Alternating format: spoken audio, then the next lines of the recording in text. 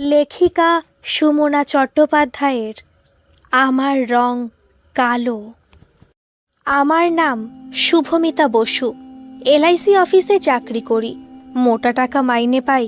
যদিও চেহারা আমার হালকা, একে গায়ের রং কালো, কুতকুতে চোখ, খাদা নাক, তার উপর মোটা হলে আমি বোধহয় আয়নায় নিজেই নিজেকে দেখে মূর্ছা যেতাম।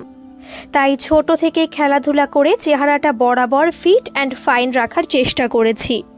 অনেক ব্যথা বেদনা সহ্য করে মা আমার জন্ম দিয়েছিলেন। আমি নিজেও মেয়ের মা। আমি জানি সন্তানের জন্ম দেওয়া প্রতিটি মেয়ের কাছেই অত্যন্ত কষ্টসাধ্য ব্যাপার। তবু মেয়েরা যখন তার গর্ভে প্রথম ভ্রূণের অস্তিত্ব টের পায়, তখন তাদের আনন্দের সীমা পরিসীমা থাকে না। এরপর দিন যত এগোতে থাকে ততই কত রকম সুখ। গর্ভের ভেতর ছোট্ট শিশুটি নড়াচড়া করে তার অস্তিত্ব প্রমাণ করে। সেই অনুভবে যা সুখ, তা হয়তো একটি মেয়ের জীবনের সর্বশ্রেষ্ঠ প্রাপ্তি। কিন্তু যন্ত্রণাবিহীন সুখ যে হয় না। তাই বমি, মাথা ঘোরা, কারো ক্ষেত্রে পেট ব্যথা, আরও কত রকম শারীরিক জটিলতা যে নিরন্তর একটি মেয়েকে ব্যতিব্যস্ত করে, সে কেবল মায়েরাই জানে। ছোটবেলায় পড়া কৃষ্ণচন্দ্র মজুমদারের দুঃখ বিনা সুখ হয় না, এই কবিতাটির দুটি লাইন আমি সবসময় স্মরণ করি। কাটাহেরি ক্ষান্ত কেন কমল তুলিতে, দুঃখ বিনা সুখ লাভ হয় কি মোহিতে। নর্মাল ডেলিভারি হোক অথবা সিজার করেই হোক, প্রতিটি শিশুর জন্মের সময় মায়ের যন্ত্রণার কম বেশি পরিমাপ করা সত্যি দুঃসাধ্য। কিন্তু সন্তানের মুখটি দেখবার পর মায়ের মনে শান্তি আসে। কিন্তু তখনও আমার মা কষ্ট পেলেন। একে তো অনেক জটিলতা পেরিয়ে জন্ম নিলাম, তার ওপর আমাকে দেখানোর পরেই মা নাকি আবার অজ্ঞান হয়ে গেলেন।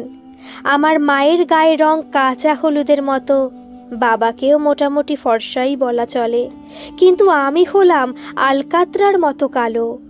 জ্ঞান ফেরার পর মা বাবাকে বলেছিলেন, সর্বনাশ হয়ে গেল গো।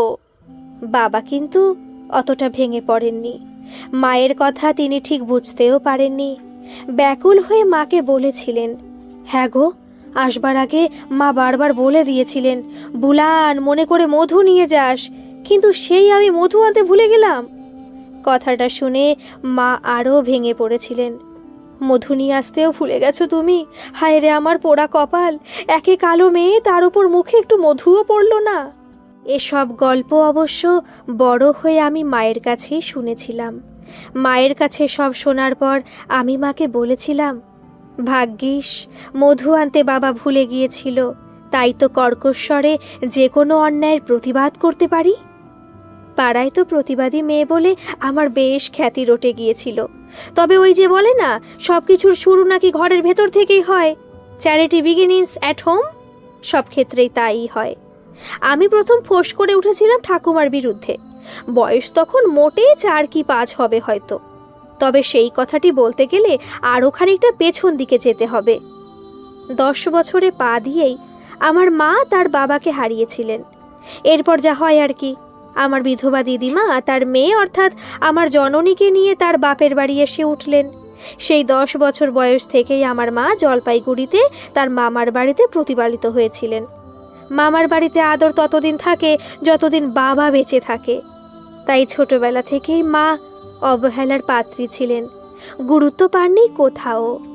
আমার দাদু সরকারি চাকরি করতেন না, বেসরকারি চাকরিও নয়।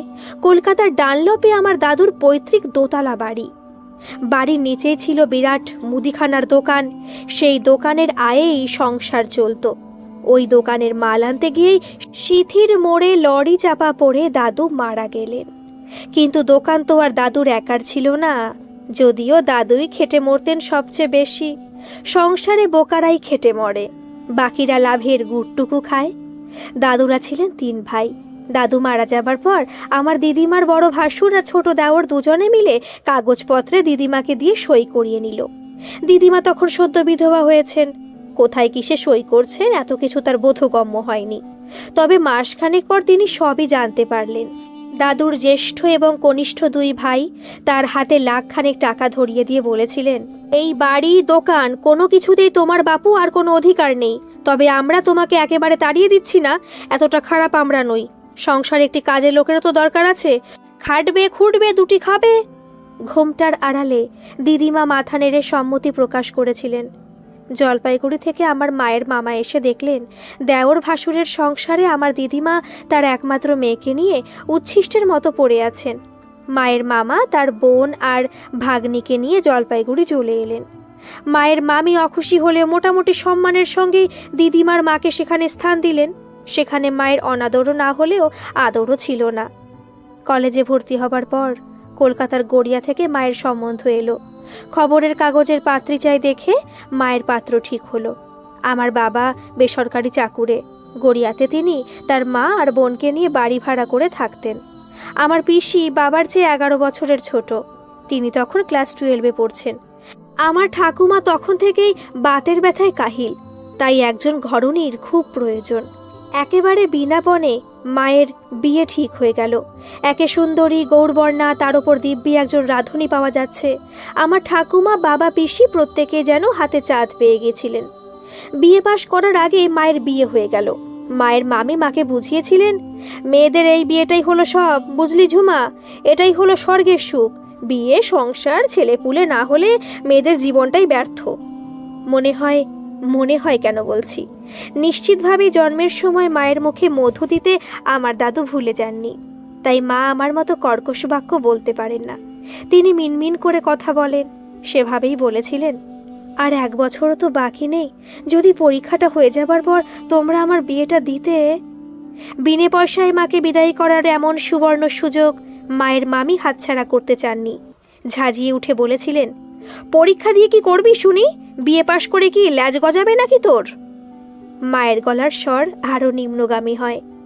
ভগবান না করুন, যদি আপদে বিপদে পড়ি কখনো, তখন তো একটা চাকরি বাকরি জোটাতে পারবো।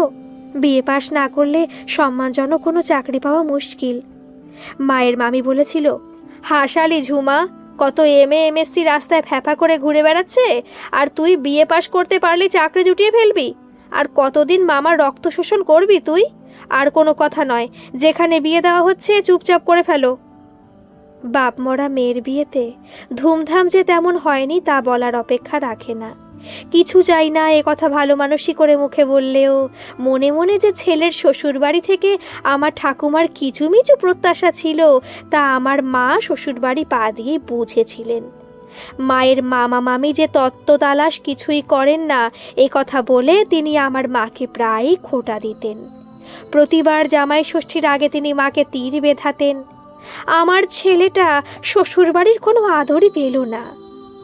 মায়ের বিয়ের 1 বছর পূর্ণ হবার আগেই দিদিমা পরলোক গমন করেছিলেন। তার 1 বছর পরে আমার জন্ম হলো। আমার বয়স 4 পেরিয়ে 5-এ পড়ল, কিন্তু আমার ঠাকুমার বৌমাকে ফুল ফোটানো বন্ধ হলো না। মাকে অশ্রু বিসর্জন করতে দেখে আমি শুভমিতা, মায়ের প্রতিবাদী কন্যা, প্রতিবাদ করে ফেললাম, তুমি তো খুব লোভী। আমার মা তোমার এত সেবা করে, তবু তুমি আমার মাকে কাঁদাও, কষ্ট হয় না তোমার? ঠাকুমা তো একথা শুনেই সাংঘাতিক চটে গেলেন। ভালো কথা বলছি বৌমা, মেয়েকে শাসন করো। একে তো ওই কালো ভূতের মতো চেহারা, তার উপর এত চোপা। ভবিষ্যতে মেয়েকে নিয়ে তুমি খুব বিপদে পড়ে যাবে, এই আমি বলে দিলাম। আমার 15 বছরের মেয়ে তিতলি এখন স্নান করে স্কুলে বেরোবার জন্য প্রস্তুত হচ্ছে। তিতলি আমার মতো ঝট করে রেডি হতে পারে না। সে স্কুলে যাওয়া হোক অথবা বিয়ে বাড়ি যাওয়াই হোক, ড্রেসিং টেবিলের সামনে তার অনেকটা সময় কাটে। গোলাপ জল, ময়শ্চারাইজার, সানস্ক্রিন, লোশন, অনেক রকম রূপচর্চার সামগ্রী তাকে ব্যবহার করতে হয়। এই সব সানস্ক্রিন লোশনের আবার SPF 30, 50 কত রকম বাহানা। আমি তো এইসব বাবা বুঝি না, মাখার তো প্রশ্নই ওঠে না, কারণ রোদে পুড়ে কালো হবার ভয় তো আর আমার নেই। আমি শুধু বুঝি খরচা হচ্ছে অনেক। তা হোক গে, মেয়ের দিকে তাকালেই আমার চোখ জুড়িয়ে যায়। সে অবিকল তার ঠাকুমার রূপ পেয়েছে। যেমন গায়ের রং, তেমনই সুন্দর তার চোখ মুখ। আমি আর আমার মেয়ে যখন একসাথে রাস্তা দিয়ে হেঁটে যাই, কেউ হয়তো ভাবতেও পারবে না যে তিতলিকে আমি পেটে ধরেছি।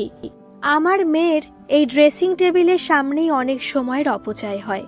আমার সেসবের বালাই নেই। শীতকালে মুখে কোল্ড ক্রিম মাখি, ব্যাস ওই পর্যন্ত আমার দৌড়। বাহুমূলে এবং মেয়েলির শরীরের নানা আনাচে কানাচে পর্বত কন্দরে একটু পাউডার ছড়িয়ে দিই। মুখে পাউডার আমি ভুলেও দিই না। কে জানে বাবা, ঘাম হলে আবার ফুটে ফুটে বেরোয় যদি, লজ্জার একশেষ হবে তখন। সুগন্ধ আমার খুব ভালো লাগে। সারা বছর আমি পিয়ার্স সাবান মাখি। সাবানে প্রচুর ফেনার মধ্যে অনেকক্ষণ ডুবে থাকতে খুব ভালো লাগে আমার। শরীর নিয়ে আমার ওইটুকুই বিলাসিতা। আমি জীবনে কখনো বিউটি পার্লার যাইনি, যাওয়ার দরকার পড়েনি। ভ্রুযুগল আমার তেমন ঘন নয়, তাই যন্ত্রণা সহ্য করে তাকে উৎপাটন করার প্রয়োজনও পড়েনি। সময় থেকে শুরু করে পয়সা, কত কিছু যে বেঁচে গেছে আমার। আমি সবসময় এভাবেই ভাবি। জীবনকে পজিটিভ দিক থেকে ভাবতে আমার খুব ভালো লাগে। আমার ডাকনাম মিতু। স্বভাবগত দিক থেকে আমি ঠিক আমার বাবার মতো। মেয়ের গায়ের রং কালো বলে কেউ দুঃখ প্রকাশ করলে আমার বাবা একগাল হেসে তাকে বলতেন, আমার মিতু একেবারে আমার বাবার মতো হয়েছে। মাথার বাইরেটা যখন বাবার মতো, মাথার ভেতরটাও নিশ্চয়ই ও ঠাকুরদার মতোই হবে। অর্থাৎ কি না, আমি আমার ঠাকুরদার মতো রূপ যখন পেয়েছি, তখন গুণটাও নিশ্চয়ই পাবো। আমার ঠাকুরদা লেখাপড়ায় বেশ মেধাবী ছিলেন, যদিও লেখাপড়া তিনি ম্যাট্রিকের বেশি এগিয়ে নিয়ে যেতে পারেননি। ঠাকুরদাকে আমি চোখে দেখিনি, তবে বাবার মুখে, পিসির মুখে তার অনেক গল্প শুনেছি। ঠাকুরদার 3টি ছোট বোন এবং 3 বোনের পর একটি ছোট ভাই ছিল। অকালে পিতৃবিয়োগের পর ভাইকে মানুষ করা আর বোনদের বিয়ে দেবার জন্য ঠাকুরদাকে লেখাপড়া ছাড়তে হয়েছিল। যে ভাইকে লেখাপড়া শেখাবার জন্য ঠাকুরদা এত ত্যাগ স্বীকার করেছিলেন, সেই ভাই যখন মানুষ হলো, বিএ পাশ করে সরকারি অফিসার পদে বসলো, তখন তিনি আর তার বড় দাদার সঙ্গে সম্পর্ক রাখার প্রয়োজন বোধ করেননি। সোনারপুরে বড় বাড়ি করে তিনি উঠে গেলেন। সেই বাড়িতে ঠাকুরদা একবার গিয়েছিলেন, কিন্তু ঢুকতে পাননি। তাদের নাকি তখনই সপরিবারে ঘুরতে যাবার তোড়জোড় চলছিল। আসলে ঠাকুরদা বুঝতে পারেননি তাকে ভাইয়ের বাড়িতে যেতে হলেও আগাম খবর দিয়ে জানিয়ে যাবার প্রয়োজন আছে। ঠাকুরদা তাই তখন নিজেকেই দোষারোপ করে বলেছিলেন, 10টা গাধা মরে একটা বড় ছেলের জন্ম হয়। ঠাকুরদার নাম ঠাকুমা তেমন করতেন না। অনেক জোরজার করার পর একদিন তিনি বললেন, পান পাতা সরিয়ে শুভ দৃষ্টি করার সময় পিঁড়িতে বসে আমি তাকে দেখে হাউমাউ করে কেঁদে উঠেছিলাম। আমি তখন মাধ্যমিক পাশ করে বেশ লায়েক হয়ে উঠেছি। ঠাকুমাকে বললাম, কেন বিয়ের আগে ঠাকুরদা তোমাকে দেখতে আসেনি? পাত্রী না দেখে বিয়ে ঠিক হয়ে গেল? এ আবার কেমন কথা গো ঠাকুমা?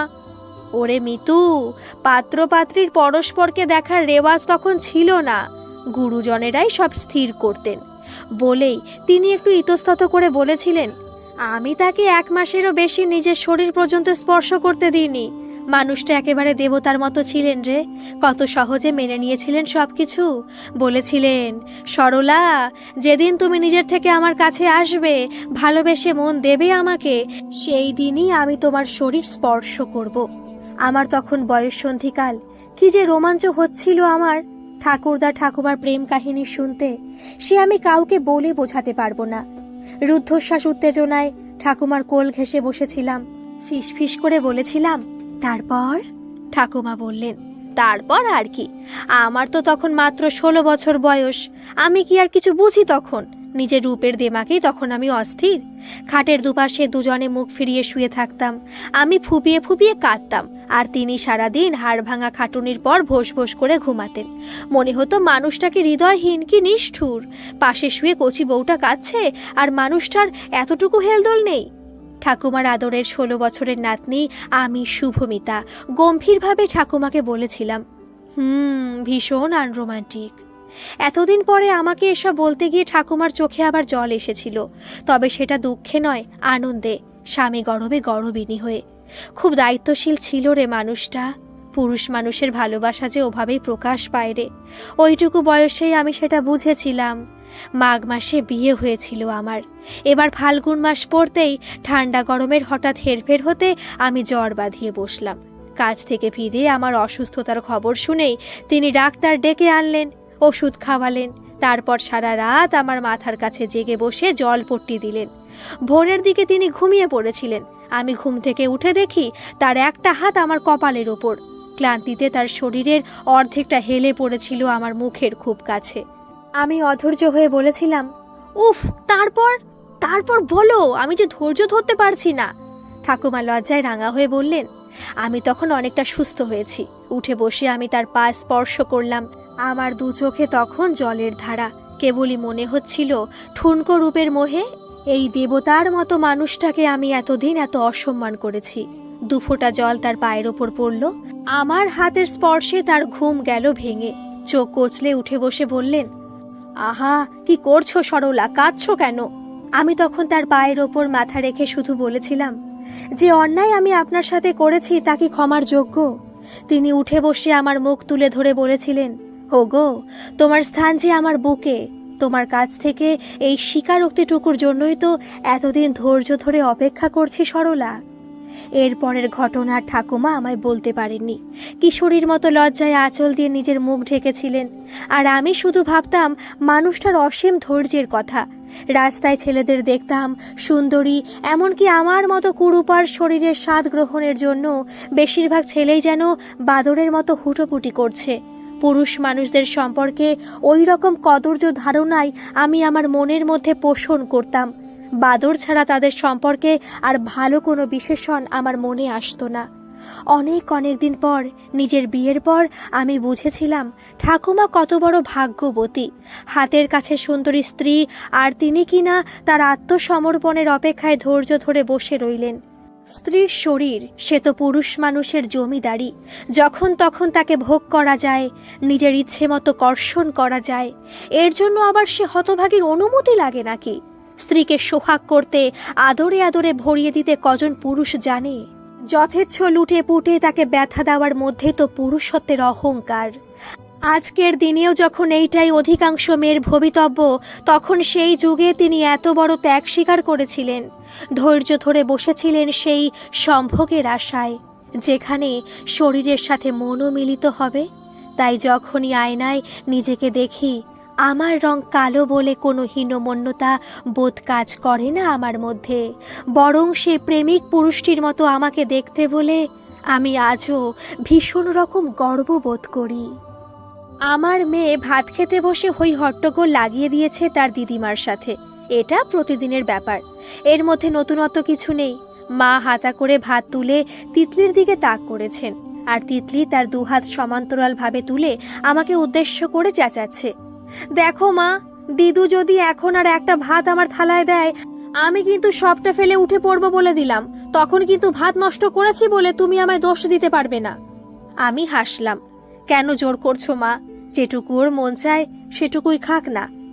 তোর মেয়ে কতটুকু ভাত খেয়েছে তুই দেখেছিস মিতু? এমন করলে চলবে? কিরকম হাড় জিরজিরে চেহারা হয়েছে দেখেছিস? তিতলি মাথা ঝাঁকালো। আহ দিদু, এরকম চেহারাই এখন ট্রেন্ড। এটাকে হাড় জিরজিরে চেহারা বলে না। তুমি কি চাও, আমি মোটা হয়ে যাই আর সবাই আমাকে দেখে হাসুক? আমার মা বললেন।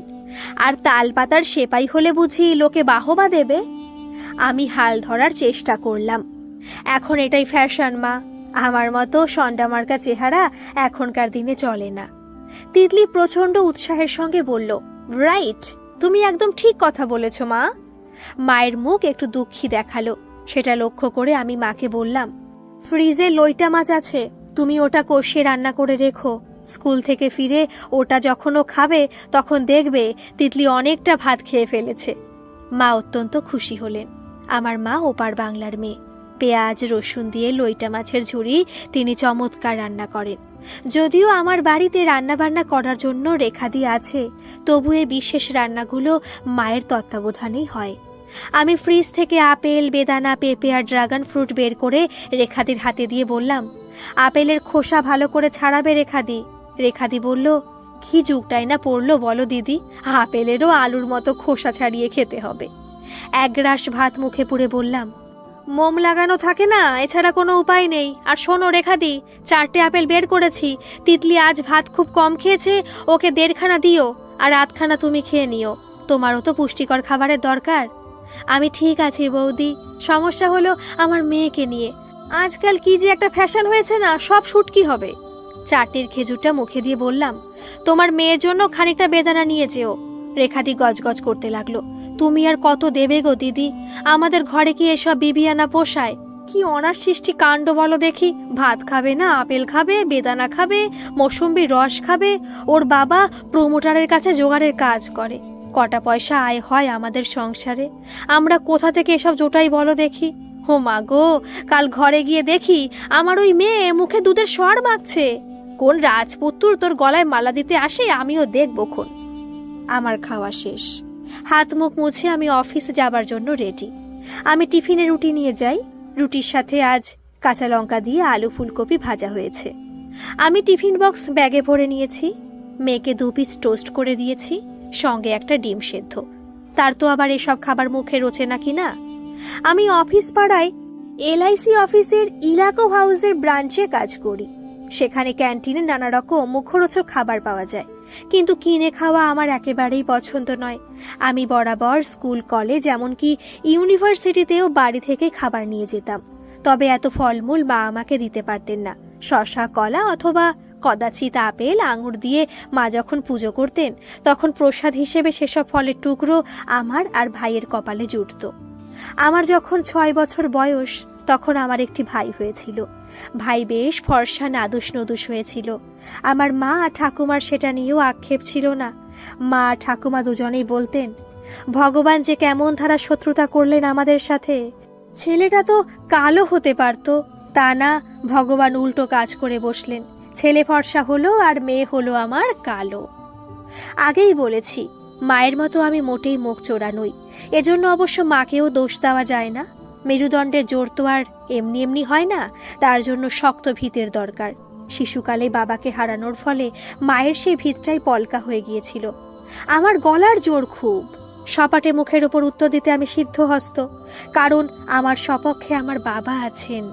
আমি জানি, মা যতই ঘরে পরিশ্রম করুন না কেন, ভারতীয় মুদ্রায় তার কোনো আয় নেই। বাবাই এই সংসারের একমাত্র রোজগেরের সদস্য। তাই হয়তো বাবার প্রশ্রয় আমার মেরুদণ্ড এত পোক্ত হয়েছিল। মা ঠাকুমা গায়ে রং তুলে কথা বলতেই আমি একদিন দুম করে বলে দিলাম, কেন মা, ফর্সা হলেই বুঝি আমার জন্য রাজপুত্র আসবে?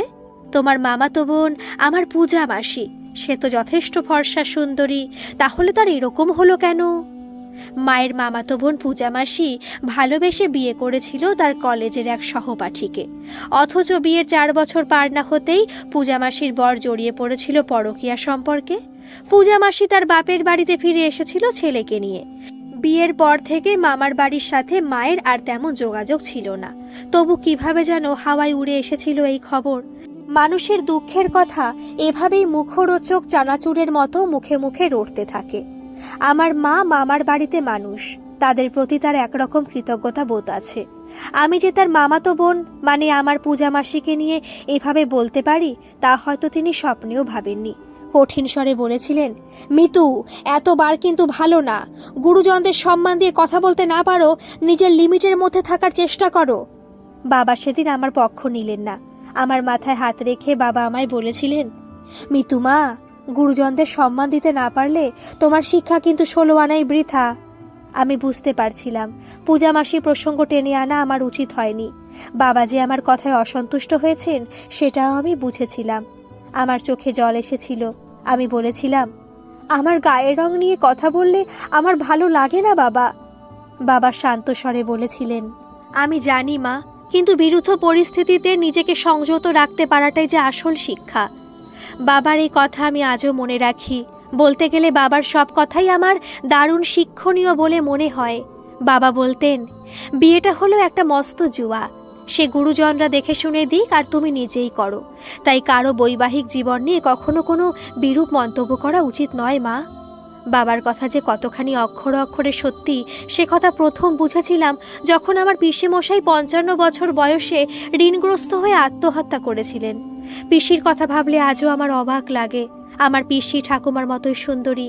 বাবা দেখে শুনে খুব বড়লোক বাড়িতে পিসির বিয়ে দিয়েছিলেন। দমদমে নাগের বাজার এলাকায় পিসেমশাইয়ের বিরাট দোতলা বাড়ি ছিল।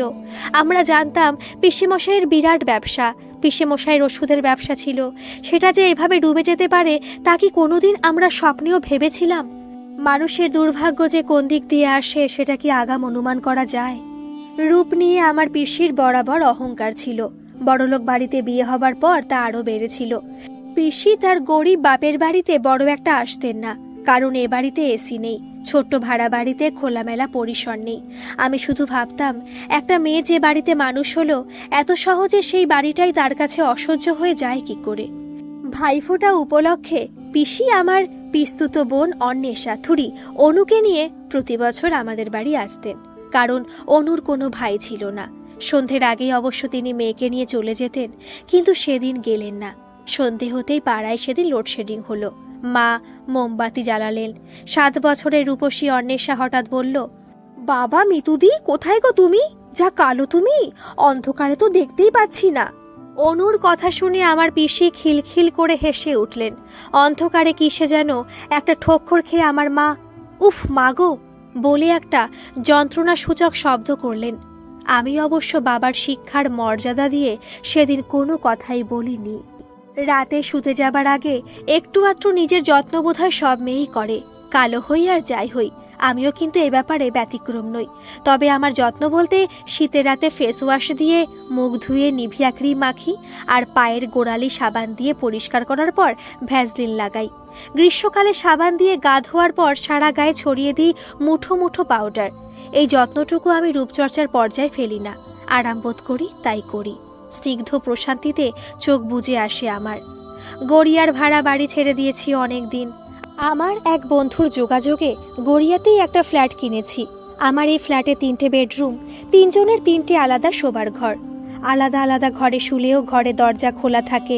মায়ের ঘরে একটি বেল লাগিয়ে দিয়েছি, যাতে কোনো অসুবিধে হলেই তিনি আমাকে তৎক্ষণাৎ ডাকতে পারেন।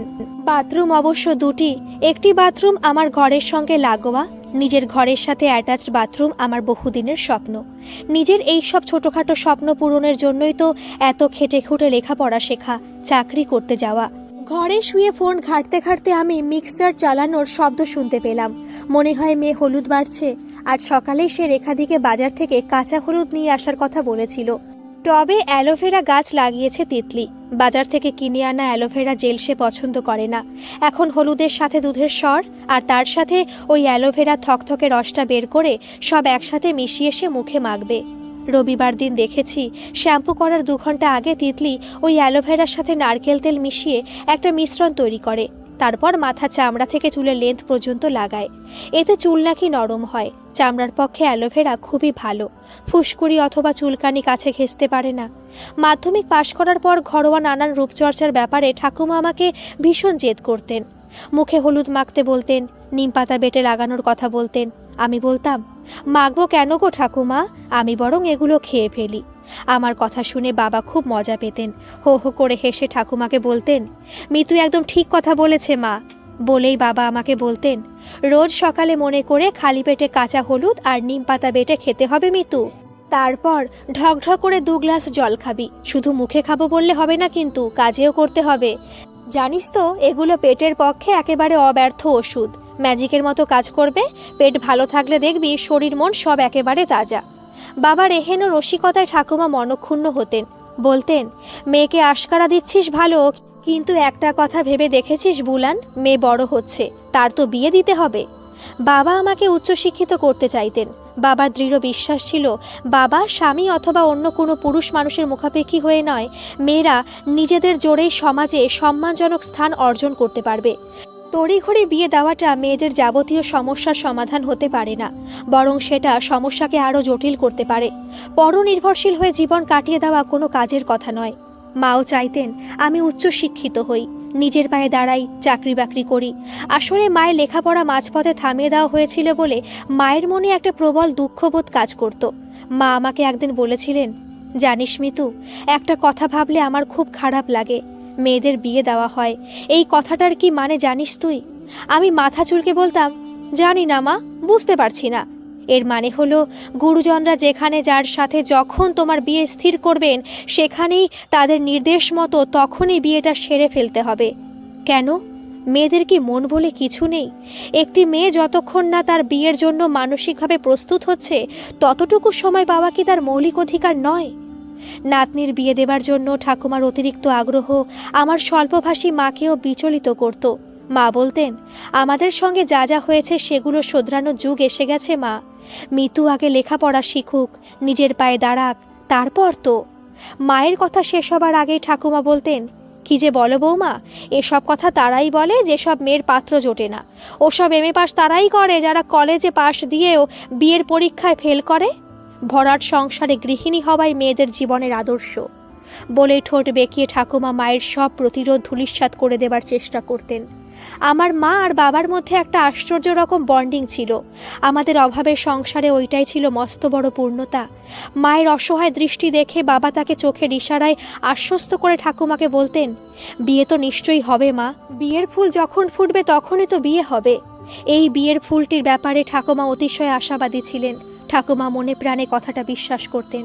ফোকলা মুখে হেসে বলতেন, এটা তুই ঠিক বলেছিস বুলান, বিয়ের ফুল যতক্ষণ না ফুটবে ততক্ষণ হাজার চেষ্টা করেও কিছু করা যাবে না। অন্তিম সজায় শুয়ে দীর্ঘ নিঃশ্বাস ফেলে জড়ানো গলায় ঠাকুমা আমাকে বলেছিলেন, তোর বিয়ের ফুল যে কবে ফুটবে দিদি। আমি তখন সবেমাত্র চাকরিতে ঢুকেছি, অর্থনৈতিক স্বাধীনতা সবেমাত্র অর্জন করেছি। আমার কাছে তখন বিয়ের অর্থই ছিল পরাধীনতা, অপরপক্ষের মানুষটির অকারণ বশ্যতা স্বীকার করা, অন্যের ইচ্ছে খাওয়া, নিজের ভালো লাগার চেয়ে অন্যের ইচ্ছেকে অধিক গুরুত্ব দেওয়া। না, আমি এমনটা বলছি না যে মেয়েদেরকে সবসময় সব ব্যাপারে বশ্যতা স্বীকার করতে হয়। নিজের ভালো মানুষ মাকেও আমি দেখেছি সুযোগ পেলেই বাবার নানা বিষয় নিয়ে তিনি বিচারকের আসনে বসে পড়তেন। কি দরকার ছিল এখন শারদিয়া কিনে পয়সা নষ্ট করার? বাবা যে বই পড়তে ভালোবাসেন সে কথা জেনেও মা বলতেন। বাবার মুখ বিবর্ণ হয়ে গেলে তিনি বলতেন, বলি কি আর সাধে, সংসারে এত অভাব অনটন যে তোমাকে আমি রোজগার দুটুকু দিতে পারি না। কি অদ্ভুত কথা বলুন দেখি। বাবা যদি দুধ খাওয়ার পরিবর্তে বই পড়ে অধিক এনার্জি পান তবে তিনি কেন সেটা করবেন না? বাজার করে ফিরতে দেরি দেখে মা হয়তো দুম করে বলে বসতেন। জানলা দিয়ে দেখলাম যেন মনে হলো ঘোষগিন্নির সাথে খুব রসিয়ে রসিয়ে হেসে হেসে কথা বলছিলে। বাবা আমতা আমতা করে বলতেন, ও কই না, তুমি ভুল দেখেছ, মজুমদার বাবুর সাথে কথা বলছিলাম। তখন উনার স্ত্রী বেরিয়ে এসে এই আমরা সব কেমন আছে জিজ্ঞাসা করছিলেন। মা গাল ফুলিয়ে মাথা নেড়ে বলতেন, রাস্তায় দাঁড়িয়ে সকলের কুশল সংবাদ নিলে রান্নাটা হবে তো। আসলে রান্নার দেরিটারি কিছু না, বাবার ওপর অধিকার বোধ থেকে মা এসব বাহানা করতেন। আমি তখন দিব্যি মায়ের হাতে রাধা ভাত খেয়ে অফিস যাচ্ছি। বিয়ে করার আমার এতটুকু ইচ্ছে নেই, তবু সান্ত্বনা দেবার উদ্দেশ্যে ঠাকুমাকে মিথ্যে কথা বললাম। একজনকে পছন্দ করেছি ঠাকুমা, কাউকে বলা হয়নি, এই প্রথম তোমাকে বললাম। ঠাকুমাকে সান্ত্বনা দিয়ে আমি অফিস চলে গেলাম। 11টা নাগাদ বাবা মোবাইলে কল করলেন। ফোন রিসিভ করতে শুনলাম ইহলোকের সব হিসেব মিটিয়ে ঠাকুমা পরলোকে পাড়ি দিয়েছেন। ঠাকুমা মারা যাবার পরপরই হিসেব মেলাতে পিসি অনুকে নিয়ে আমাদের বাড়িতে এলো। বৌদি, মায়ের হাতের সেই মকরমুখী বালাজোড়ার কি হলো? আমার মা বললেন, ওই বালা দুটো মা মিতুর বিয়েতে আশীর্বাদ স্বরূপ দিতে বলে গেছেন। পিসি তির্যক দৃষ্টি হেনে বললেন, মা তোমার কানে কানে বলে গেছেন বুঝি? আমার বাবা বললেন, মায়ের ছোট গয়নার বাক্সটায় একটা চিরকুটে এই কথা লেখা ছিল, তুই দেখবি। আমার কেমন গা ঘিন ঘিন করছিল। বললাম, তাতে কি হয়েছে পিসি, তুমিই নাও না। অনু আমি দুজনেই তো ঠাকুমার নাতনি, আমাদের মধ্যে যে কোনো একজন পড়লেই ঠাকুমার আত্মা শান্তি পাবে। পিসি ঠোঁট উল্টে বলল, না থাক, তুই পড়িস, সবার সব সহানুভূতি তোর দিকেই কিনা, যতই হোক তুই হলি কালো মেয়ে। পূর্ণিমার চাঁদ উঠেছে আকাশে, চাঁদ দেখে আপ্লুত হয়ে পড়ব এতটা রোমান্টিক আমি নই, কোনোদিন ছিলাম না। উঠতি বয়সে অনেক ছেলেপুলে যেমন কবিতা লেখে, আমি ঠিক তেমনটা নই। আমি অঙ্ক খাতায় মন দিয়ে অঙ্ক কষেছি, ইকোনমিক্সে অনার্স নিয়ে গ্র্যাজুয়েশন করেছি আমি। আমার বিষয় ছিল ইকোনমিক্স, ম্যাথমেটিক্স এবং স্ট্যাটিস্টিক্স। অঙ্ক আমার ভীষণ প্রিয় বিষয়, তবে অঙ্ক ভালোবাসি বলে কবিতা অথবা গান আমার ভালো লাগবে না সেটা তো হতে পারে না। আমি জানি সুন্দরী মেয়েরা কবির কল্পনায় চাঁদের মতোই স্নিগ্ধ আর মনোরম।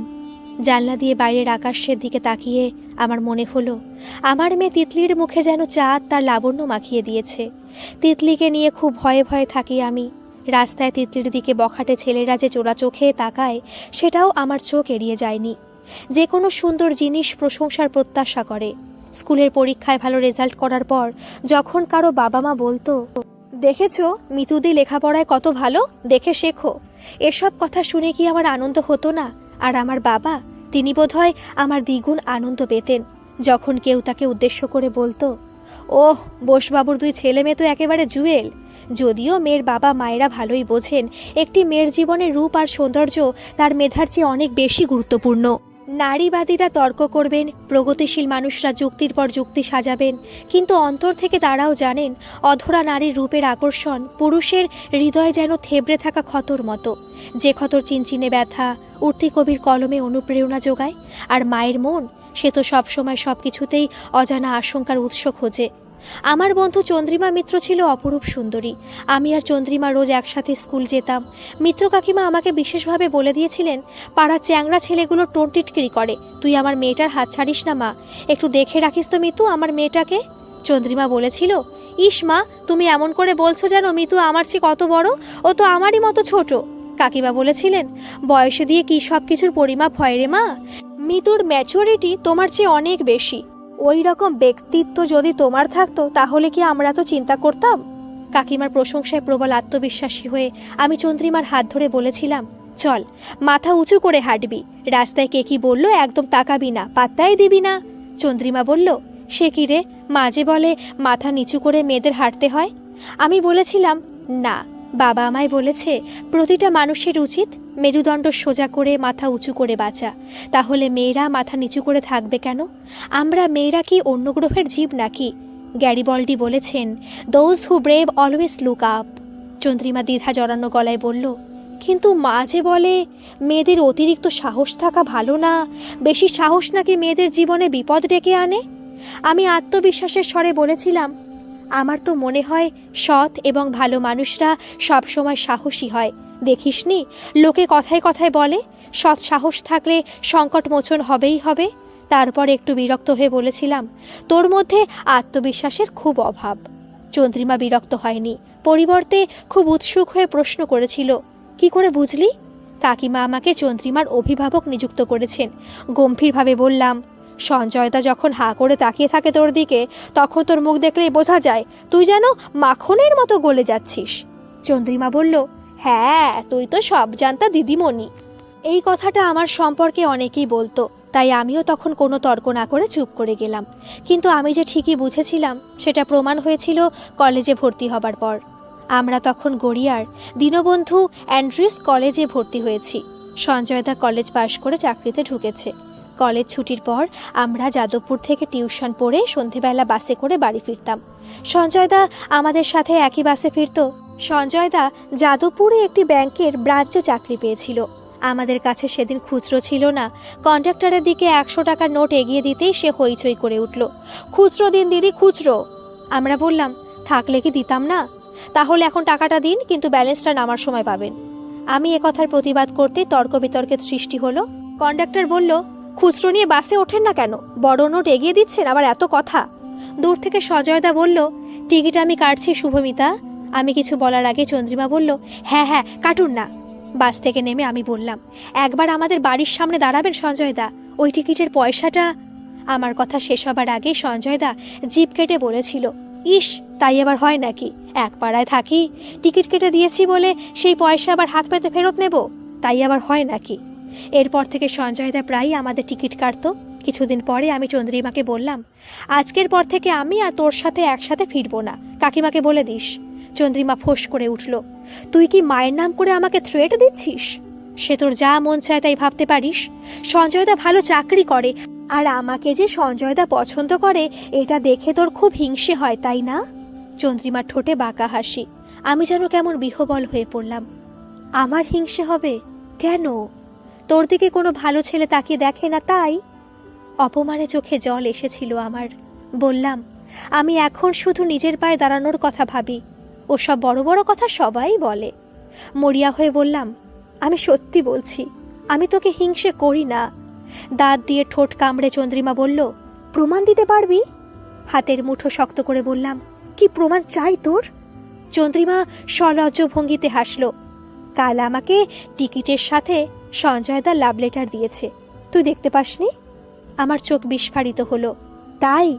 তুই কি তার উত্তরে আজ কোনো প্রেমপত্র লিখে এনেছিস? চন্দ্রিমা বলল, না, সঞ্জয়দা বলেছে আমি রাজি থাকলে রবিবার দিন পার্কে গিয়ে যেন দেখা করি। তুই রাজি? হ্যাঁ। আমাকে কি করতে হবে? তুই মাকে মিথ্যে করে বলবি আমরা দুজন স্যারের বাড়ি নোটস নিতে যাব। তারপর আমি আর সঞ্জয়দা যখন পার্কে বসে প্রেম করব, তুই আমাদের পাহারা দিবি। আমি রাজি হয়ে গেলাম। এরপর প্রতি রবিবার ওরা যখন পার্কে বসে প্রেম করত, আমি তখন এক নিঃশ্বাসে পড়ে ফেলেছিলাম, লেডি চ্যাটার্লিস লাভার, বাংড়ি পসির দুরাত্মীর। এর মধ্যে আমি আর চন্দ্রিমা দুদিন সঞ্জয়দার বাড়িতেও গিয়েছিলাম। সঞ্জয়দার মা ছিলেন না, সঞ্জয়দাকে জন্ম দিয়েই তিনি মারা গিয়েছিলেন। সঞ্জয়দাকে মানুষ করেছিলেন তার বিধবা পিসি। তিনি প্রায়শই মন্দিরে গিয়ে বসে থাকতেন। আর সঞ্জয়দার বাবা মানে দত্ত কাকু লাইব্রেরি অথবা পাড়ার ক্লাবে যখন থাকতেন, তখনই আমরা গিয়েছিলাম। ওরা দুজন একটা ঘরে, আমি পাশের ঘরে বসে পড়তাম সুনীল গঙ্গোপাধ্যায়ের মা বাবা ভাই বোন। সমরেশ মজুমদারের লেখা উপন্যাস ছায়ার শরীর পড়ে কতটা রোমাঞ্চিত হতাম সেটা ঠিক ভাষায় প্রকাশ করা যাবে না। সঞ্জয়দার সাথে চন্দ্রিমার প্রেম পর্ব কতদূর এগিয়েছে জিজ্ঞাসা করলেই এড়িয়ে যেত চন্দ্রিমা। অনেকবার জিজ্ঞাসা করার পর চন্দ্রিমা বলেছিল, ওই চুমু পর্যন্ত। বললাম, কেমন লাগলো? চন্দ্রিমা বলল, অদ্ভুত একটা শিহরণ। যেদিন তোকে কেউ ভালোবাসবে সেদিনই তুই অনুভব করতে পারবি। আমি তোকে ঠিক বোঝাতে পারবো না। 1 বছর ধরে চলেছিল ওদের প্রেম পর্ব। বছরখানেক পর শনিবার দিন শীতলা মন্দিরে পুজো দিয়ে ফিরে মা বাবাকে বললেন, শুনছো কি দিনকাল পড়েছে? ওই যে গো দত্তবাড়ির ছেলে সঞ্জয়, এই ফাল্গুনেই তার বিয়ে। আমি ঘরে বসে অর্থশাস্ত্র পড়ছিলাম। মায়ের কথা শুনে আকাশ থেকে পড়লাম, বিয়ে? 2 বাড়ির মধ্যে তার মানে পাকা কথা হয়ে গেছে? চন্দ্রিমা আমাকে কিছু বলেনি তো। বাবা বললেন, সঞ্জয় বিয়ে করছে সে তো খুব ভালো কথা, এর মধ্যে দিনকালের প্রসঙ্গ আসছে কেন? সেটাই তো বলছি, আগে সব কথা শোনো। ওর পিসি বলছিল পাত্রী হলো ব্যাংকের ম্যানেজারের মেয়ে। ব্যাংক ম্যানেজার সঞ্জয়কে শর্ত দিয়েছেন, বিয়ের পর বাপ আর পিসির সাথে সে সম্পর্ক রাখতে পারবে না। তিনি সঞ্জয়কে একটা ফার্নিশড ফ্ল্যাট উপহার দেবেন, সঙ্গে মোটা টাকা যৌতুক। আর ওই ছেলে কিনা তাতেই রাজি হয়ে গেল। শুধু কি তাই, সঞ্জয়ের পিসি বলছিল মেয়েটা নাকি জলহস্তির মতো মোটা। মায়ের মুখে কথাটা শুনে আমার মোটেই বিশ্বাস হয়নি। যা, তাই আবার হয় নাকি? চন্দ্রিমার কথাটা চেপে গিয়ে আমি মাকে বললাম, সঞ্জয়দার পিসিমার নিশ্চয়ই মাথা খারাপ হয়ে গেছে, তাই আবার হয় নাকি? সঞ্জয়দাকে একেবারে হিরোর মতো দেখতে, সে কিনা টাকার লোভে সুন্দরী মেয়েদের ছেড়ে একটা জলহস্তিকে বিয়ে করতে রাজি হয়ে গেল। কোত্থেকে কি সব যে তুমি শুনে আসো মা? মা বললেন, সামনে বই খুলে আমাদের কথা গিলছিস? বাবা আমার পড়ার টেবিলের সামনে এসে দাঁড়ালেন। হয় রে মিতু, সব হয়। রূপার রূপোর যখন ওজন হয় দাড়িপাল্লায়, তখন রূপোর দিকে হেলে পড়ে পাল্লা। এটাই বাস্তবের অর্থশাস্ত্র। বলেই বোতলের ছিপি খুলে 1 ঢোক জল খেলেন আমার বাবা। তারপর বললেন, তুই যখন নিজের পায়ে দাঁড়াবি, বড় চাকরি করবি, দেখবি কত সম্বন্ধ আসছে তোর। অনেক ছেলে তোকে প্রেমের প্রস্তাবও দিতে পারে। তখন দেখবি অনেকেই তোর গায়ের রং ফর্সা না কালো এসব নিয়ে আর মাথা ঘামাচ্ছে না। কিন্তু তোকে চিনে নিতে হবে মা, সঠিক মানুষটাকে।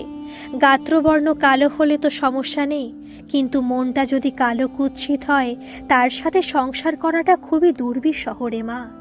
তিতলিকে আমি এখনো পর্যন্ত ফেসবুকে অ্যাকাউন্ট খুলতে দিইনি। তিতলি অবশ্য সেভাবে বায়নাও করেনি। করলে কি আর আটকাতে পারতাম আমি? আটকাতে পেরেছিলাম চন্দ্রিমাকে। চন্দ্রিমা আমার সেই স্কুলবেলার বন্ধু। কত স্বপ্ন দেখেছি দুজনে, বড় হব, চাকরি করব, প্রথম মাইনে পাবার পর প্রিয়জনদের জন্য কি কি জিনিস কিনে তবেই বাড়ি ঢুকবো, আরও কত কি। চন্দ্রিমার সাথে প্রথম এক্কা দোক্কা খেলেছি। মায়ের কাছে বকা খেয়ে চন্দ্রিমার কাছে স্নেহের আশ্রয় খুঁজেছি। প্রথম যেদিন রক্তস্রোতে নারীত্বের স্বাদ পেয়েছিলাম, সে কথাও তো প্রথম শেয়ার করেছিলাম চন্দ্রিমার সাথেই। সেদিন মায়ের কাছে সঞ্জয়দা অন্যত্র বিয়ে করবে শুনে চন্দ্রিমার জন্য আমার মনটা হু হু করে উঠেছিল। কিন্তু তখন আমার বাড়ি থেকে বেরোনোর কোনো উপায় ছিল না, তাই অপেক্ষা করতে হয়েছিল বিকেল পর্যন্ত। বিকেলে চন্দ্রিমার বাড়ি যেতেই কাকিমা বলল, চন্দ্রিমা আজ তোর সাথে বেরোবে না রে? উদ্বেগ চেপে রেখে, কণ্ঠস্বর স্বাভাবিক রেখে আমি বললাম, কেন কাকিমা? কে জানে, বলছে তো ওর মাথায় ভীষণ যন্ত্রণা করছে। দুপুরে ভাত খেতেও তো চাইছিল না। আমি জোর করে 2 গ্রাস খাওয়াতে যেতেই হড়হড় করে সব বমি করে দিল। চুড়িদারের প্রান্ত খিমচে ধরে বললাম, চন্দ্রিমা কোথায় কাকিমা? একবার কথা বলতাম ওর সাথে। কাকিমা গায়ে শাড়ির আঁচল টেনে বলল, আমরা তো এখনই বেরোবো রে, নৃপেন ডাক্তারের কাছে তোর কাকু অ্যাপয়েন্টমেন্ট নিয়েছে। চন্দ্রিমাকে হাত ধরে নিয়ে কাকু বেরিয়ে এলো ঘরের ভেতর থেকে। একটা বেলার মধ্যে একই অবস্থা হয়েছে চন্দ্রিমার। কিরকম ফ্যাকাশে দেখাচ্ছে ওকে। চন্দ্রিমা কি শুনেছে সঞ্জয়দার বিয়ের কথা? আমি ছুটে গিয়ে চন্দ্রিমার হাত ধরলাম। কি রে, কি হয়েছে তোর? আমি হাত ধরতেই চন্দ্রিমা বিরক্ত হলো। তুই এখন যা তো। কাকু বললেন, চন্দ্রিমা মনে হয় ডাক্তারবাবুর চেম্বার পর্যন্ত হেঁটে যেতে পারবে না, তোমরা দাঁড়াও, আমি রিক্সা ডেকে আনি। ডক্টর নৃপেন রায়ের চেম্বার চন্দ্রিমাদের বাড়ি থেকে হেঁটে যেতে 5 মিনিটের বেশি লাগবে না। এইটুকু রাস্তা চন্দ্রিমাকে রিক্সা করে যেতে হবে? রোজ বিকেলে আমরা 1 ঘন্টা রাস্তা গল্প করতে করতে অনায়াসে হেঁটে চলে গেছি। কাকিমা কাকুকে উদ্দেশ্য করে বলল, হ্যাঁ তাই যাও। তারপরই মনে পড়ল কাকিমার। বললেন, দেখেছো, 1 বোতল জল নেব। মিতু, তুই চন্দ্রিমার কাছে দাঁড়া একটু, আমি আসছি। কাকিমা ভেতরে যেতেই আমি ভয়ে ভয়ে বললাম, তুই কিছু শুনেছিস সঞ্জয়দা? আমাকে থামিয়ে দিয়ে চন্দ্রিমা বলল, তুই খুশি হয়েছিস তো? বুকের মধ্যে কে যেন হাতুড়ি মারল। আমি খুশি হব? চন্দ্রিমা কতটা খারাপ ভাবে আমাকে। সেই মুহূর্তে চন্দ্রিমার মানসিক অবস্থার কথা বিবেচনা করে শান্ত স্বরে বললাম, সঞ্জয়দা কি ভেবেছে কি একটা মেয়ের সাথে এভাবে মেলামেশা করে তাকে ছেড়ে দেবে? মগের মুলুক নাকি? তোল পার করে দেব আমি। তুই আমাকে চিনিস না, বাছাধনকে আমি। চন্দ্রিমা কেঁদে ফেলেছে, বসে পড়েছে ওদের সামনের সিঁড়িতে। চন্দ্রিমাকে দেখে মনে হচ্ছিল সে যেন তার যথাসর্বস্ব খুইয়ে বসেছে। ওর মতো নিঃস্ব মানুষ যেন সেই মুহূর্তে সারা পৃথিবীতে নেই। কাকু রিক্সা নিয়ে চলে এসেছেন, কাকিমাও জলের বোতল আর একটা প্লাস্টিক নিয়ে বেরিয়ে এসেছেন। চন্দ্রিমাকে ওভাবে ওখানে বসে কাঁদতে দেখে ওনারা বিচলিত হয়ে উঠলেন। কি হয়েছে মা? বলি আমার দিকে সন্দেহের দৃষ্টিতে তাকালেন কাকিমা। কি হয়েছে সত্যি করে বল মিতু। কাকু বললেন, আগে ডাক্তার দেখিয়ে আসি, তুমি মেয়েকে নিয়ে রিকশায় উঠে বসো, আমি হেঁটে চলে যাচ্ছি। আমি যেন হাঁপ ছেড়ে বাঁচলাম। বললাম, আমি কাল আসবো কাকিমা। রবিবার বিকেলে আবার গেলাম ওদের বাড়ি। চন্দ্রিমাকে সেদিন অনেকটা সুস্থ দেখাচ্ছিল। বিছানায় বসে টিভি দেখছিল চন্দ্রিমার কাকিমা। আমাকে দেখে কাকিমা বললেন, কি রে, আজ তো এখন তোর স্যারের বাড়িতে স্পেশাল নোটস আনতে যাবার কথা না? আমার গলার ভেতরটা খুশখুশ করে উঠল। শুকনো কাশির দমকে আমার চোখ দিয়ে জল বেরিয়ে এলো। কাকিমা গম্ভীরভাবে বললেন, বস, আমি চা নিয়ে আসছি। কাকিমা চলে যাবার পর চন্দ্রিমা বলল, কাল যে তোকে অত অপমান করলাম, আবার এসেছিস তুই? আমি হাসলাম। ধুস, ছাড় তো। কাকিমাকে কি কিছু বলেছিস তুই? চন্দ্রিমা বলল, মোটামুটি যতটা পেরেছি বলেছি। কারণ না বলে আমার আর কোনো উপায় ছিল না রে। মেন্টাল এনজাইটি থেকেই যে শরীরটা খারাপ হয়েছে, এরকম একটা সন্দেহ ডাক্তার কাকু করেছেন। মাকে বলেওছেন কথাটা। বললাম, তুই কি ডাক্তার কাকুর সামনে সব কথা কাকিমাকে বলেছিস? না না, বাড়ি এসে বলেছি। ডাক্তার কাকু মাকে বলেছিলেন, মেয়েটা কোনো কারণে মনে খুব কষ্ট পেয়েছে। দেখুন, বাড়ি গিয়ে মেয়েকে সব কথা জিজ্ঞাসা করুন, চিন্তা করবেন না, আমি ওষুধ লিখে দিচ্ছি। তবে মনের সব কথা খুলে বলতে পারলে আপনার মেয়ে অনেকটা সুস্থ বোধ করবে। আমি চন্দ্রিমার হাতে চাপ দিয়ে বললাম, সঞ্জয়দার সাথে একটা বোঝাপড়া করা দরকার। চন্দ্রিমা বলল, তোর দুটি পায়ে পড়ি মিতু, এটা নিয়ে আর লোক জানাজানি করিস না। আমি কারো কাছে ভালোবাসা ভিক্ষা করতে পারবো না। উত্তেজনায় চন্দ্রিমার গলার স্বর একটু চড়ে গিয়েছিল। কাকিমা শুনতে পেয়েছিলেন। চায়ের কাপ হাতে নিয়ে ঘরে ঢুকে বললেন, হ্যাঁ রে, চন্দ্রিমা ঠিক কথা বলেছে, এসব কথা তুই কাউকে বলিস না। বললাম, আচ্ছা। বলেই কথা ঘোরানোর জন্য ওর পিঠ চাপড়ে দিয়ে বললাম, কি রে, শরীর তো এখন ফিট, কাল কলেজে যাচ্ছিস তো? চন্দ্রিমা চায়ে চুমুক দিয়ে কাকিমার দিকে তাকালো। চন্দ্রিমার হয়ে উত্তরটা আমাকে কাকিমাই দিলেন, না রে, ও আর কলেজে যাবে না। আমি হতবুদ্ধি হয়ে বিড়বিড় করে বললাম, কলেজ যাবে না কেন? কাকিমা বললেন, আমার মেয়ে তো আর তোর মতো মেধাবী নয়, খামোখা লেখাপড়ার পেছনে অত টাকা খরচ করে কি লাভ বল? কলেজের মাইনে, টিউশনের খরচ, তোর কাকুর তো ওই সামান্য চাকরি। চন্দ্রিমার বাবা একটা বেসরকারি অফিসে পিওনের চাকরি করতেন। তার ওপর 2 বোনের বিয়ে দিয়ে কাকু একটু বয়সে বিয়ে করেছিলেন। কাকুর বোধহয় অফিস থেকে রিটায়ারমেন্টও আর বেশি দেরি ছিল না। আমি চুপ করে বসে থাকলাম। চায়ের কাপ বিছানার পাশে রাখা একটি ছোট টেবিলের উপরে তেমনি পড়ে রইল। কাকিমা বলে যেতে লাগলেন, তোর কাকুর অফিসে চাকরি করে গৌতম বিশ্বাস। পুজোর সময় কলকাতায় ঠাকুর দেখতে এসেছিল, তখন আমাদের বাড়িতে এসে তোর বন্ধুকে দেখে তার খুব পছন্দ হয়ে গেছে। সে তখন থেকে বিয়ের কথা বলছে, কিন্তু তোর কাকু ঠিক ডিসিশন নিতে পারছিলেন না। কিন্তু এবার আমরা মনস্থির করে ফেলেছি রে, সম্বন্ধটা হাতছাড়া করা মোটেই উচিত হবে না। তোর কাকু বলছিলেন ছেলেটা খুব ভালো, নইলে আজকের দিনে কেউ কি বিনা পণে বিয়ে করতে রাজি হয়? গৌতম বলেছে, মেয়েকে যদি আমরা শাখা পলা দিয়েও শুধু সাজিয়ে দিই, তাতেও তার কোনো আপত্তি নেই। আমি এক ফাঁকে চন্দ্রিমার দিকে তাকাতেই দেখলাম সে মাথা নিচু করে পাথরের মতো বসে আছে। কাকিমা সেটা যেন দেখেও দেখলেন না। আপন মনে বলে যাচ্ছিলেন, কাকিমা জানিসই তো মিতু, বিয়ের পরে সংসারে মেয়েদের কত কাজ। গৌতম বলেই দিয়েছে, আজকের দিনের মেয়েদের মতো বললে চলবে না যে আমি শাড়ি পরতে পারি না, রান্নাটা আমি ঠিক জানি না। এসব ন্যাকামি তার মা কোনো মতেই বরদাস্ত করবে না। গৌতম স্পষ্টবাদী ছেলে, বলেই দিয়েছে শুধু রান্না নয়, বাজার করা থেকে শুরু করে বাসন ধোয়া, ঘর মোছা সব ওকেই করতে হবে। বেশি লেখাপড়া জানা মেয়ে তার তেমন পছন্দও নয়। বউ তো আর কোলে বই নিয়ে পটের বিবি সেজে বসে থাকবে না। স্নো পাউডার মেখে চাকরি করতেও বেরোবে না। বাড়িতে কাজকর্মের খুব সমস্যা হচ্ছে ওদের। সেই কল্যাণী থেকে ডেইলি প্যাসেঞ্জারি করে গৌতমকে অফিস পাড়ায় কাজে আসতে হয়। বাড়িতে কোনো কাজই সে করতে পারে না। তাই যত শীঘ্র সম্ভব গৌতম বিয়েটা সেরে ফেলতে চায়। তোর কাকু বলছিল এই বৈশাখেই। এক নাগারে কথাগুলো বলে কাকিমা এবার থামলো। তারপরে কাকিমার চোখ গেল চায়ের কাপের দিকে। ও কি রে মিতু, চায়ের কাপে যে এখনো হাতই ছোঁয়াসনি রে। ইস, চা যে তোর জুড়িয়ে জল হয়ে গেল। দাঁড়া, বস তুই, আমি গরম করে নিয়ে আসছি। আমি উঠে পড়লাম। আমি এখন যাই কাকিমা, আমার পড়া অনেক পেন্ডিং হয়ে গেছে। কাকিমা বললেন, দেখো দেখি কি ভুলো মন মেয়েটার, চাটা তোর হাতে দিলাম আর তুই কিনা খেতেই ভুলে গেলি। কি করে তুই যে অত বইয়ের পড়া মনে রাখিস কে জানে। চন্দ্রিমা বলল, এই সব তুচ্ছ বিষয়গুলো ভুলে থাকতে পারে বলেই তো পরীক্ষায় মিতু অত নম্বর পায় মা। বলি আমার দিকে তাকিয়ে চন্দ্রিমা হাসলো। দুদিন পরে দেখবি আমাকেও ভুলে গেছিস। আমি চুপচাপ ঘর থেকে বেরিয়ে এসে জুতো পরে নিলাম। গেট খুলে বেরোনোর সময় কাকিমা দরজা থেকে মুখ বাড়িয়ে বললেন, আবার আসিস মিতু, তোর বন্ধু যতদিন আছে। বন্ধুর বিয়ের পরও মাঝে মাঝে চলে আসিস যখন খুশি। তুইও তো আমার মেয়েরই মতো। চা খেতে খেতে অনেক গল্প করব আমরা, কেমন? আমি আস্তে করে ঘাড় নাড়লাম। কাকিমা অবশ্য কোনো উত্তরের প্রত্যাশা করেননি। গেট দিয়ে বেরিয়ে দুপা এগিয়ে ঘাড় ঘুরিয়ে দেখলাম কাকিমা সদর দরজা বন্ধ করে দিয়েছেন। বাড়ি ঢুকতেই মা আমাকে বলল, কি রে, দুটো কটা মুড়ি মেখে দি তোকে? বললাম, খিদে নেই। ভাই টিপ্পনি কাটল, কেন রে, বন্ধুর বাড়ি থেকে চপ কাটলেট খেয়ে এলি বুঝি?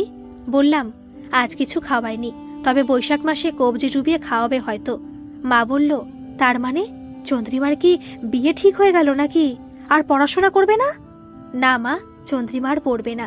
গৌতম বাবু মনে করেন বেশি লেখাপড়া করাটা মেয়েদের পক্ষে বিলাসিতা। গৌতম বাবু, সে আবার কে? চন্দ্রিমার হবু বর। বাবা বললেন, এই রকম মানসিকতার একটি ছেলের সাথে শেষ পর্যন্ত মিত্রবাবু মেয়ের বিয়ে ঠিক করলেন কেন? পরীক্ষা দিলে চন্দ্রিমা কি পাশ করতো না? চন্দ্রিমাকে এখন অনেক পরীক্ষা দিতে হবে বাবা। শ্বশুর বাড়িতে চন্দ্রিমাকে 24 ঘন্টা শাড়ি পরে থাকতে হবে। এরপর বাজার করা থেকে শুরু করে ঘরের সমস্ত কাজ চন্দ্রিমাকেই করতে হবে। গৌতম বাবু অযথা কোনো ন্যাকামি বরদাস্ত করেন না। এমনিতে তার মতো মানুষই হয় না, নইলে আজকের দিনে একেবারে বিনাপনে। কথাটা আমি আর শেষ করতে পারলাম না। অনেকদিন পর স্কুল ছাড়ার পর সেদিন আবার আমি বাবার বুকে মুখ গুজেছিলাম, আশ্রয় খুঁজেছিলাম, আশ্বাসের, নির্ভরতার আর বিশ্বাসের। আমার চোখের জলে বাবার ফতুয়া, চাদর সবকিছু ভিজে নেতা হয়ে যাচ্ছিল। বাবা আমার মাথায় চুমু খেয়ে হাত বুলিয়ে দিলেন। বোকা মেয়ে, এতে এত কান্নার কি আছে? মেয়েরা তো জন্মায় পরের ঘরে যাবার জন্য, আর চন্দ্রিমা তো তার বাবার মায়ের একমাত্র সন্তান। মেয়ের মত না নিয়ে কি তারা কিছু করছেন? স্বামী সংসারের জন্য এই সব কর্তব্যগুলো পালন করেই যে বেশিরভাগ মেয়ে খুশি থাকে রে মা, কৃতজ্ঞ বোধ করে, জীবনের সার্থকতা খুঁজে পায়। বাবা জোর করে আমাকে চেয়ারে বসিয়ে চোখ মুছিয়ে দিলেন। পাগলি মেয়ে দেখো আমার, এইটুকুতেই এত ভেঙে পড়লে কি করে চলবে মা? কত কষ্ট সহ্য করতে হয় মেয়েদের, কত লড়াই করতে হয়। আমাদের দেশে সবকিছুই অনেক দামি, তবু মেয়েরাই যে এখনো সবচেয়ে সস্তা রে। সে কালোই হোক অথবা ফর্সা, তেমন কোনো ফারাক নেই। আজকের গল্প এই পর্যন্তই থাক। গল্পটা অনেক বড় হয়ে গেল। কালকে আমি দুপুর 2টোয় এর শেষ পর্ব আপলোড করব।